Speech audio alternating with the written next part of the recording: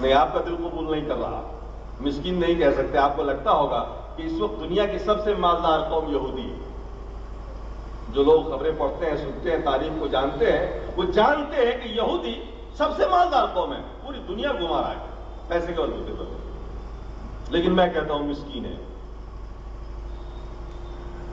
سودی کاروبار کرتا ہے، سود کے ذریعے پیسے اکٹھے کیے اس نے. آج بھی پوری دنیا میں سودی کاروبار ہے اس کا، ہے یا نہیں؟ جانتے ہیں نا آپ لوگ. اور آپ یہ بھی جانتے ہوں گے کہ جو لوگ بھی سودی کاروبار کرتے ہیں، چاہے وہ اس پٹنہ شہر کے اندر بھی کرتے ہوں، اگر آپ جھانک کے دیکھیے، قریب جا کے دیکھیے، تو اس سے بڑا مسکین کوئی نہیں ملے گا.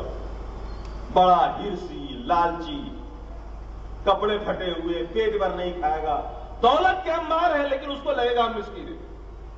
یہ اللہ کا ایک عذاب ہے. اس کے بنسبت غریب آدمی کو لیجئے، 100 200 500 روپے کمانے والا خوشحال ہے. یہ مسکینیت، دولت ہوتے ہوئے مسکین.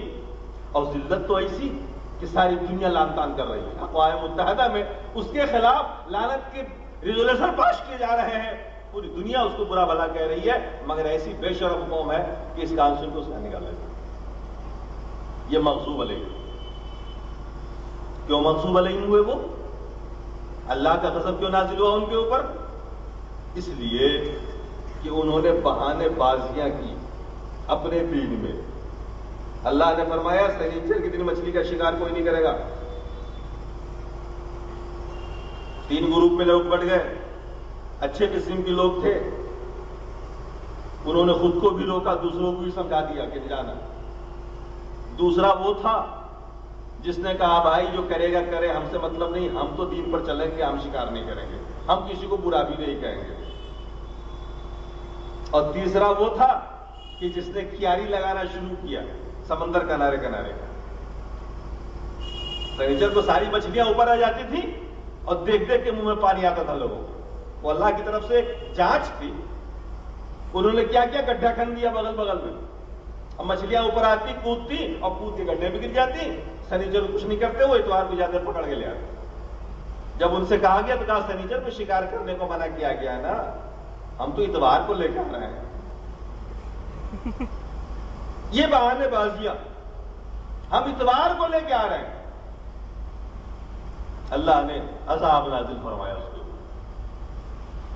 آج بھی ایسے لوگ ہیں، کچھ لوگ حق پہ چل رہے ہیں، دعوت کا کام بھی کر رہے ہیں. کچھ لوگ کہتے ہیں یار اپنا عمل اپنے ساتھ ہے، دوسرا جو کر رہا ہے کرنے تو ہمیں کیا مطلب. سوچ لیجئے آپ اپنا انجام. اور کچھ وہ لوگ بھی ہیں جو بہانے بہانے سے کرتے ہیں. ہمارے ایک مولانا تھے اس قبیلے میں، 3 لاکھ روپے ان کے پاس تھے بینک میں. میں نے مسئلہ پوچھا کہ حضرت آپ پہ زکوٰۃ نہیں ہے کیا؟ 3 لاکھ روپے اس دور میں. کہنے لگے سال پورا ہونا شرط ہے زکوٰۃ کے مال پر. میں نے کہا یہ تو ہے. تو کہا 6 مہینے میرے کھاتے میں رہتی، 6 مہینے بیوی کھاتے میں رہتی، جب سال ہی پورا نہیں ہوتا. ہاں دھڑلے سے سال پورا ہوتا ہی نہیں. اللہ نے شرط لگا دی ہے سال پورا ہونے کی، آپ سال ہی پورا مت ہونے دو. تو یہ بہانے بازیاں نہیں چلیں گی. اللہ دلوں کو دیکھتا. یہ مغضوب علیہ قوم جس نے نبی کو نہیں مانا. آج بھی کچھ لوگ مغضوب علیہ میں. اگر آپ آنکھ کھول کے دیکھیے تو آپ جب اللہ کی بات پیش کریں گے، رسول کی بات پیش کریں گے، وہ کہیں گے صاحب ہمارے امام جائز تھے کیا؟ ہمارے امام تو امام اعظم ہے، سارے اماموں سے بڑے، رسول اللہ سے بڑے. اللہ کے رسول کو کہیں امام اور ان کو کہیں امام اعظم. بہرحال ہم کو کوئی دشمنی نہیں ہے کسی سے. ہم تو مفتی رہے 18 سال تک. ہم نے تو بڑی عزت کی، بڑا دفاع کیا ان کو. اتنا دفاع کیا کہ اس دور میں سب سے بڑا نام میرا ہی تھا کہ جو مسئلہ کسی سے نہ سلجھے وہ یہ سلجھاتے. میں ہدایہ پڑھا رہا تھا ایک بار. ہدایہ میں ایک مسئلہ آیا ہوا ہے کہ اگر کسی شخص نے شادی سے پہلے بول دیا کہ میں جب جب شادی کروں میری بیوی کو 3 طلاق، تو اس کتاب میں لکھا ہوا ہے لہذا وہ جب جب شادی کرے گا تب تک 3 طلاق ہو جائے گی. اور طلاق تو شروع ہی ہوتی 3 سے، وہاں پہ مغلظہ ہی ہوتی ہے. اس لڑکے نے سبق پڑھا، سبق پڑھنے کے بعد پوری جماعت کو تکرار کرا رہا تھا اور اس کی زبان سے جملہ نکل گیا کہ میں جب جب شادی کروں میری بیوی کو 3 طلاق. لڑکوں نے مذاق اڑایا کہ تمہارے منہ سے کیا نکل گیا, یہ تو شادی نہیں کر سکتے ہو. کیونکہ حنفی فقہ کے مطابق وہ جیسے ہی کہے گا نکاح تو ادھر ہو جائے گا طلاق. تو ویسے آٹومیٹک کمپیوٹر میں ہوتا ہے نا, جسے ٹکٹ کینسل کروانے کے لیے آپ گئے, دوسرے کا ہو گیا آپ کی جگہ پر, بنانے کی ضرورت نہیں. ہم نے پڑھایا, لڑکوں نے پڑھا, اس لڑکے نے کہا کہ یار چھوڑو شادی ہی نہیں کریں گے. لیکن شادی کے وقت رکتا ہے کیا؟ 2-3 سال کے بعد شادی کرنا چاہا, لڑکوں نے یاد دلایا کہ تمہارے منہ سے تو ایسا جملہ نکلا ہوا ہے, تم شادی کیسے کر لو گے؟ اس نے استفتاء لکھنا شروع کیا, مبارک پور, بریلی, بڑے بڑے اداروں میں لکھا کہ صاحب میرے زبان سے ایک کلمہ نکلا ہوا ہے, اب میں شادی کرنا چاہتا ہوں. ہر طرف سے جواب گیا کہ تم شادی نہیں کر سکتے, کیونکہ امام اعظم کا فرمان ہے یہ. تو میرے پاس آیا, بڑا کنجوس لڑکا تھا. میں نے شروع میں کہا تھا مٹھائی کھلا دو, میں حل کر دیتا ہوں, لیکن نہیں کھلایا. اس نے کہا مٹھائی تو نہیں کھلاؤں گا. تو میں نے کہا میں حل بھی نہیں کروں گا. اب اتفاق دیکھیے, سالانہ جلسہ تھا میرے یہاں, علماء باہر سے آئے ہوئے تھے, سب کی خدمت میں اس نے مسئلہ رکھا کہ صاحب یہ مسئلہ میرا حل ہو جائے, ہم شادی کر لیں. سب نے پڑھا دیکھا, کہا کہ بھائی اس کو نیپالی دماغ ہی حل کر سکتا ہے, دوسرا کوئی نہیں کر سکتا. آیا میرے پاس, میں نے کہا میری شرط معلوم ہے تم کو, شہر کی سب سے اچھی مٹھائی لے کے آؤ. کہا حضور لانا ہی پڑے گا. اب لے کے آیا, میں نے کہا لاؤ سوال نامہ لکھو. لکھا سوال نامہ, میں نے دھڑلے سے جواب دیا, کیونکہ میں نے ایک حدیث پڑھی تھی جس میں اللہ کے رسول صلی اللہ علیہ وسلم نے ارشاد فرمایا تھا لا طلاق قبل النکاح, نکاح سے پہلے طلاق نہیں ہے.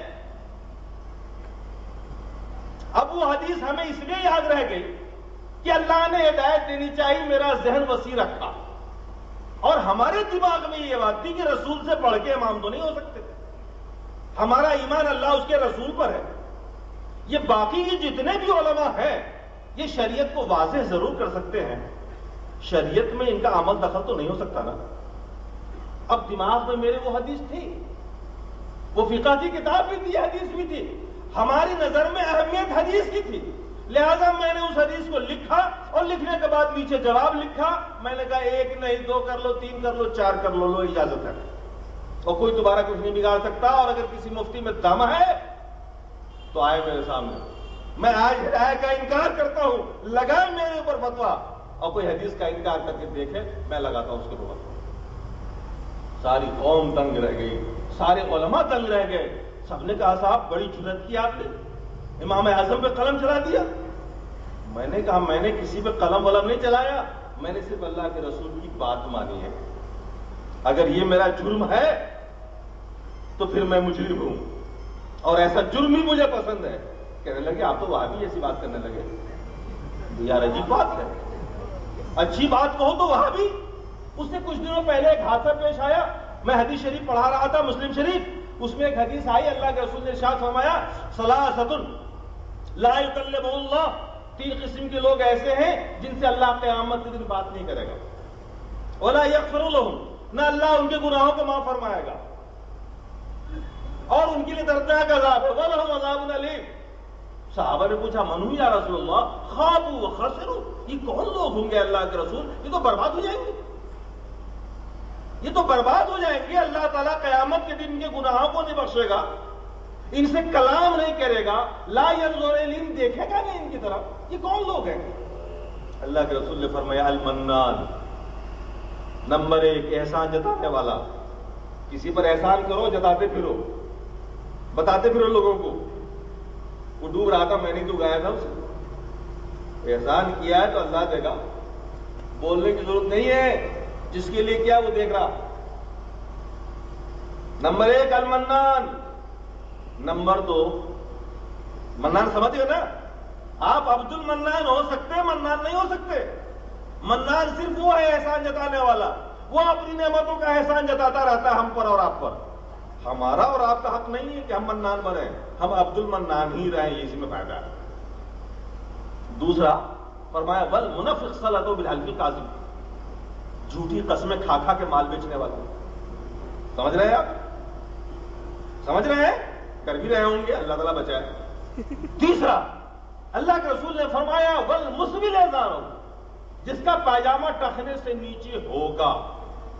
پائجامہ ہو، تہبند ہو، پینٹ ہو، سب کا یہ انجام۔ ہدایت ملی، جیسے حدیث آئی میں نے کہا یار سب سے پہلے پائجامہ کاٹو اپنا۔ میرے جتنے کپڑے تھے نکلوا کر کے میں نے کاٹنا شروع کیا، چھوٹا کیا۔ تو ہمارے مدرسین نے کہا، میں تو صدر مدرس تھا، کہ حضرت یہ تو وہابیوں کی علامت ہے۔ میں نے کہا یار پھر وہی بات، جب بھی حدیث پہ چلو تو وہابی کی علامت ہے۔ میرے دماغ میں یہ بڑا اٹیک کرتا تھا کہ جب بھی حق بات بولو تو وہابی کی علامت ہے۔ کہا کہ دیکھیے نا ان کا پائجامہ اوپر ہوتا ہے، وہ چھوٹے بھائی کا پائجامہ بڑے بھائی کا کرتا لگا کے چلتے ہیں۔ میں نے کہا سنت پہ چلو تو وہابی ہو گئے۔ کہا کہ نہیں یہ ان کی پہچان ہے، لہذا ہمیں نیچے ہی پہننا پڑے گا۔ میں نے کہا ایسا کرو نا، نماز پڑھتے چھوڑ دو، چھٹی ہو جائے نماز سے بھی، روزے سے بھی، وہ کرتے تو ہیں، اپن چھوڑتے چلے۔ کہا کہ نہیں یہ خاص پہچان ان لوگوں کی ہے۔ عجیب و غریب بات۔ تو میں عرض یہ کر رہا تھا کہ مغضوب علیہم، جن پر اللہ کا غضب نازل ہوا، یہ اس دور میں کون تھے؟ یہودی تھے۔ آج بھی ایسے لوگ ہیں کہ جن کے سامنے میں قرآن و حدیث پیش کی جاتی ہے، لیکن وہ اس لیے نہیں مانتے کہ اتنے بڑے امام نے غلط کہا ہوگا۔ وہ تو جو کہیں گے وہ صحیح کہیں گے۔ میں ایک بار قدوری پڑھا رہا تھا، قدوری کا نام سنا ہوگا آپ لوگوں نے؟ میرے خیال میں کتاب عام ہے، ہر جگہ ملتی ہے۔ تو اپنی برائی کبھی نظر نہیں آتی تھی۔ ایک زمانہ تک پڑھاتے رہے، کبھی برائی نظر نہیں آئی۔ اہل حدیث ہونے کے بعد میرے پاس گھنٹی رکھ دی جامعہ سلفیہ والوں نے کہ آپ قدوری پڑھائیں۔ میں نے کہا زندگی بھر جو کام کیا وہی مجھ سے پھر کروا رہا ہوں، یہ آپ لوگ کرو۔ مجھ کو حدیث تو پڑھانے کے لیے، جس کے لیے میں پیاسا ہوں، ترسا ہوں، کہنے لگے نہیں یہ کام آپ بھی اچھا کر سکتے ہیں۔ میں کہا لاؤ۔ اب اہل حدیث ہونے کے بعد تو چار آنکھ ہو جاتی ہے آدمی کی، بڑی تحقیق کے ساتھ پڑھاتا۔ اب مسئلہ آیا، نہیں پہلے میں آپ سے پوچھ لیتا ہوں مسئلہ، آپ لوگ بتائیے، پھر بتاؤں گا آپ کو۔ آدمی نماز پڑھ رہا ہے، چوتھی رکعت میں بیٹھا، سلام پھیرنا چاہ رہا، اب اس کا ریاء خارج ہو گیا، اس کی نماز ہوگی یا نہیں ہوگی؟ نماز نہیں ہوگی۔ چلیے مفتی صاحب بتائیے آپ کیا کہیں گے، ہوگی کہ نہیں ہوگی؟ ریاء خارج ہو گیا اپنے آپ، ادھر سے آواز آئی ہو جائے گی، نہیں ہوگی۔ اچھا مان لیجئے کسی نے جان بوجھ کے ریاء خارج کیا، اس کی نماز ہوگی کہ نہیں ہوگی؟ نہیں ہوگی۔ جی نہیں ہوگی۔ دونوں میں آپ فیل ہو گئے۔ اس کتاب میں یہ مسئلہ لکھا ہوا ہے کہ جس نے جان بوجھ کر ریاء خارج کیا اس کی نماز ہو جائے گی، اور جس کا دھوکے سے ہوا اس کی نہیں ہوگی۔ اب آپ کہیں گے مذاق نہیں صاحب، کل دیکھ لیجئے گا، تاکہ مولانا لوگ بیٹھے ہوئے ہیں یہ دکھائیں گے، اور یقین نہ ہے تو میں دکھاؤں گا، میرے پاس ابھی کتاب لے کے آئے آپ، یہ مشکل سے 30 سے 34 صفحے کے اوپر یہ مسئلہ۔ اب جب تک میں بھی مقلد تھا، آنکھ بند کر کے ماننے والا، تو مجھ کو اس میں کوئی عیب نظر نہیں آتا تھا۔ کیوں؟ اس لیے کہ ہم سمجھتے تھے ہمارے امام اعظم نے فرمایا۔ اور جب قرآن و سنت کا متوالا ہو گیا، قرآن و سنت کا ماننے والا ہو گیا، تو یہ مسئلہ بڑا گراں گزرا۔ یار عجیب و غریب بات ہے کہ آدمی جان بوجھ کے چھوڑ دے تو ہو جائے گی، اور انجانے میں چھوٹ جائے تو نہیں ہوگی۔ میں عرض یہ کر رہا تھا کہ دیکھیے اللہ تبارک و تعالیٰ سے ہدایت کی دعا فرمائیے۔ مغضوب علیہم، ان پر اللہ کا غضب نازل ہوتا ہے جو قرآن و سنت کو واضحتاً دیکھتے ہیں مگر مانتے نہیں، اور نہ ماننے کے لیے بہانے تراشتے ہیں۔ اور جاہل اس کام کو کرے تو چل بھی جاتا ہے کہ صاحب یہ پڑھا لکھا آدمی نہیں ہے، لیکن ایک مولوی ہو کر اگر ایسا بولے تو بڑا عجیب و غریب لگتا۔ میں سیتامڑھی میں بیٹھا ٹرین میں، تو ایک دیوبندی عالم میرے بغل میں بیٹھے ہوئے تھے۔ برا نہ مانیے گا کیونکہ میں ہر راستے سے ہو کے آیا ہوں، تو میں یہ سمجھتا ہوں کہ کوئی کسی کے خلاف نہیں ہوتا، ہر آدمی اپنا طرفدار ہوتا۔ میرا اصول یہ ہے کہ میں جب بریلوی تھا تو اپنا طرفدار تھا، جب میں دیوبندی رہا تو اپنا طرفدار رہا، آج اہل حدیث ہوں تو آج طرفداری ختم ہو گئی ہے، آج قرآن و سنت کی بات کروں۔ میں یہ نہیں کہتا ہوں کہ حضرت القادری صاحب کا دامن پکڑ لیجئے پار ہو جائیے گا۔ یہاں دعوت کسی شخص کی طرف نہیں کہ فلاں عالم کو پکڑ لیجئے، نہیں، یا صرف قرآن و سنت کو مانیے۔ میری نہیں ماننا ہے، میں جو بات دلیل سے کہہ رہا ہوں اس کو گھر جا کے ملا کے بھی دیکھیے تب مانیے گا۔ یہاں گمراہی کا سوال ہی نہیں ہے، یہاں آپ کو بلایا جا رہا ہے اللہ اس کے رسول کی طرف۔ قرآن کو مانیے، حدیث کو مانیے۔ بیچ میں کوئی نہیں. یہ تو انسان ہے بھائی, کہ کوئی معصوم نہیں ہے. اللہ کے رسول کے علاوہ دنیا میں کوئی معصوم نہیں ہوا. کیا ہوا ہے؟ رسول کے علاوہ کوئی معصوم ہے؟ چاہے وہ کتنے بڑے بھی امام ہو, پیر ہو, کچھ بھی ہو, رسول کے علاوہ کوئی معصوم نہیں ہے. اور جیسے ہی مانا آپ نے کہ معصوم نہیں ہے تو غلطیاں تو ہوں گی. الانسان مرکب من الخطأ والنسیان, عربی کا محاورہ ہے کہ آدمی تو مرکب ہی ہے غلطیوں سے اور بھول چوک سے. ٹرین میں سفر کر رہا تھا, میں سمجھ رہا تھا کہ یہ آدمی اگر میں کہہ دوں مولانا ایسا ایسا تو یہ نہیں مانیں گے. تو میں بھی بیٹھا تھا, اور آپ تو جانتے ہیں کہ اہل حدیث ہونے کے بعد کرتا ٹوپی سر سے غائب. تب ہم بھی ٹوپی کو بیگ میں رکھ لیتے ہیں. یا تو وہ زمانہ تھا کہ استنجا بھی بغیر ٹوپی کبھی نہیں کیا تھا, کھانا بھی بغیر ٹوپی کے نہیں کھاتے تھے. اور اب یہ ہے کہ ہم بھی ٹوپی کو بیگ میں رکھ لیتے ہیں, رومال باندھ لیتے ہیں. اب دیکھیے میری گفتگو ان سے, میں نے مولانا بیٹھے رہے, مجھ سے پوچھا مولانا پڑھے لکھے آدمی ہیں؟ میں نے کہا جی تھوڑا بہت. کہنے لگے کہیں پڑھاتے ہیں؟ میں نے کہا جی پڑھاتا ہوں ایک مکتب میں, مدرسہ ٹائپ مکتب ہے. اب لگے بتانے کے لیے میں دیوبند سے فارغ ہوں اور ماشاءاللہ میں شیخ الحدیث ہوں. بڑی اچھی بات ہے, آپ کا ساتھ ملا کچھ سیکھنے کو مل جائے گا. مجھ سے پوچھا فارغ کہاں سے آپ؟ میں نے کہا بریلی شریف سے. اور گھبرا کے پیچھے ہٹ گیا وہ. کہنے لگے آپ تو بڑے خطرناک آدمی. میں نے کہا میں کیسے خطرناک ہوں بھائی؟ کہا کہ آپ لوگ تو اسٹیج پہ گالیاں دیتے, ہمیں برا بھلا کہتے ہیں آپ. میں نے کہا مولانا وہ تو اپنا دھندا ہے, اگر وہ نہ کروں تو نذرانہ نہیں ملے گا, کیونکہ عوام کا تو مزاج ہم نے بگاڑ رکھا ہے. اب اس عوام کے سامنے میں سیدھے سیدھے قرآن و حدیث پیش کی جائے تو ان کو مزہ نہیں آتا. مزہ تو جب آتا ہے جب خوب گالیاں دی جائے, برا بھلا کہا جائے, آدمی کا ذہن بن جاتا ہے نا. اب جیسے یہ قوم ہے نا, ان کے سامنے میں اگر آپ توحید و سنت کی بات نہ کرو تو یہ اٹھ کے چلی جائے. یہ وہ قوم ہے کہ اگر قرآن اور حدیث نہ پیش کریں آپ تو یہ سننا ہی گوارا نہیں کریں گے, چاہے کتنی لچھدار بات کیوں نہ ہو. اچھا ذائقہ ملا ہے, اچھی عادت ہے. کچھ لوگوں کی ایسی عادت ہے کہ گالیاں نہ دو تو ان کو مزہ ہی نہیں آتا, ہر شعر میں گالی. تو مولانا کہنے لگے آپ تو بڑے خطرناک ہیں, آپ اسٹیج سے ہمیں گالیاں دیتے ہیں. میں نے کہا مولانا وہ اپنا دھندا ہے, اگر وہ نہ کرے تو ہمارا پیٹ میں چلے. کہنے لگے آپ شرک کرتے ہیں, آپ بدعت کرتے ہیں. میں نے کہا یہ تو آپ بھی کرتے ہیں, میں بھی کرتا ہوں, اپن دونوں بھائی بھائی ہیں اس معاملے میں. کہنے لگے صاحب بھائی بھائی کیسے, ہم اور آپ کیسے بھائی ہو سکتے ہیں؟ میں نے کہا مقلد آپ بھی ہیں, مقلد میں بھی ہوں, دونوں بھائی ہیں یا نہیں؟ اب وہ سناٹے میں رہ گئے. میں نے کہا مقلد آپ بھی ہیں, ہم بھی ہیں, آپ بھی اندھے ہیں, میں بھی اندھا ہوں. کہنے لگے کیا کہہ رہے ہیں آپ؟ مقلد کا مطلب یہی ہوتا ہے نا, جو قرآن حدیث کو دیکھے نہیں, آنکھ بند کر کے کسی کی بات ماننا ہی تو تقلید ہے. میں نے کہا حدیث و قرآن کو آپ بھی نہیں مانتے اور ہم بھی نہیں مانتے. کہنے لگے یہ کیا کہہ رہے ہیں آپ؟ میں نے کہا مقلد ہونے کا مطلب یہی ہوتا ہے کہ حدیث و قرآن کو آپ بھی نہیں مانتے اور ہم بھی نہیں مانتے, اپن دونوں بھائی بھائی ہیں. جہاں تک شرک و بدعت کا سوال ہے تو اس میں بھی ہم اور آپ پیچھے نہیں ہیں. جتنا ہم کرتے ہیں اتنا آپ بھی کرتے ہیں. فرق یہ کہ آپ بند کمرے میں کرتے ہیں اور ہم کھلم کھلا کرتے ہیں. کرتے سب ہیں. اب جب گفتگو شروع ہوئی تو 4-5 گھنٹے تک مسلسل گفتگو ہوتی رہی, اور میں ان کو حدیث دکھاتا رہا کہ دیکھیے یہ حدیث آپ بھی نہیں مانتے اور ہم بھی نہیں مانتے. رفع دین کی حدیث دکھائی میں نے, یہ آپ بھی نہیں مانتے ہم بھی نہیں مانتے. ان کو شبہ ہو گیا کہ کوئی وہابی تو نہیں. میں نے کہا یار ایسا کچھ نہیں, میں وہابی نہیں ہوں. میں نے کہا وہابی تو ہم لوگ گالی کو کہتے ہیں. اس زمانے میں یہ تھا کہ ہم لوگ وہابی کو گالی سمجھتے تھے, مذاق اڑاتے تھے. 24 نمبری جا رہا ہے, 24 نمبری. کہتے یہ دیکھو 24 نمبری جا رہا ہے. جب میں اہل حدیث ہو کے دعوت کا کام شروع کیا اپنے علاقے میں, تو میرے شاگرد میرے دوست علماء مجھ کو کہتے یہ دیکھو 24 نمبری جا رہا ہے. اب مجھے کہتے دیکھو 24 نمبری جا رہا ہے. ایک دن میں نے پکڑ لیا, میں نے کہا یار 24 نمبری ہوں میں, کیا مجھے فخر ہے اس بات کے اوپر؟ اللہ کے رسول نے فرمایا 24 نمبری جنت میں جائے گا, 25 نمبری 26 نمبری جائے گا ہی نہیں. کہ لگا کیسی بات کر رہے ہیں آپ؟ میں نے کہا حدیث میں آیا ہے. کہ لگا کہاں پہ آیا ہے؟ میں نے کہا وہ حدیث آپ ہی سناؤ گے, آپ کے منہ سے میں سننا چاہتا ہوں. کہا صاحب ایسی کوئی حدیث نہیں ہے. میں نے کہا ہے, اللہ کے رسول نے فرمایا 1,24,000 انبیاء کرام دنیا میں آئے. 24واں نمبر کس کا تھا؟ محمد کس کا تھا 24واں نمبر؟